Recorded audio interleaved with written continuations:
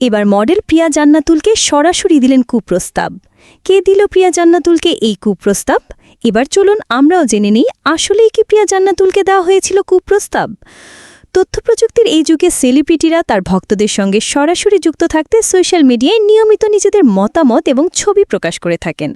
সেসব ছবিতে বিভিন্ন মন্তব্য করেন ভক্ত অনুরাগীরা। এবার মডেল ও অভিনেত্রী প্রিয়া জান্নাতুলকে সরাসরি ইনবক্সে কুপ্রস্তাব দিলেন একজন নেটিজেন। ওই ব্যক্তি অভিনেত্রীর ইনবক্সে প্রেমের প্রস্তাব দিয়েছেন, যা স্বাভাবিকভাবে নেননি প্রিয়া। ইনবক্সে পাঠানো বার্তার স্ক্রিনশট নিজের ফেসবুকে প্রকাশ করেছেন। ওই পোস্টে দেখা গেছে অজ্ঞাত ব্যক্তি অভিনেত্রীর কাছে তার ফোন নাম্বার দাবি করেছেন। তার এমন দাবির প্রেক্ষিতে প্রিয়া পুলিশের নাম্বার পাঠিয়েছেন। প্রিয়ার ফেসবুকে শেয়ার করা পোস্টে দেখা গেছে ওই ব্যক্তি অভিনেত্রীকে বলছেন, আমি কোনো বেঈমান অথবা বাজি ছেলে নই। আমি দীর্ঘদিন থেকে আপনার প্রতি খুব বেশি দুর্বল এবং আপনার এক অন্ধ ভক্ত। প্রেমিক বন্ধু, আমাকে ফিরিয়ে দিবেন না।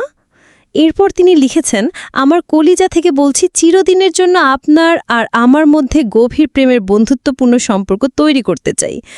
আপনি আমি ছাড়া আমাদের গভীর প্রেমের বন্ধুত্বপূর্ণ সম্পর্ক পৃথিবীর কেউ জানবে না, আল্লাহর কসম। প্রতিটি মুহূর্তে আপনার দিকে তাকিয়ে আছি, আশা করি বিশ্বাস করবেন। সবশেষে প্রিয়ার নাম্বার চেয়ে লিখেছেন, দয়া করে আপনার ফোন নাম্বার, হোয়াটসঅ্যাপ নাম্বার দিন প্লিজ।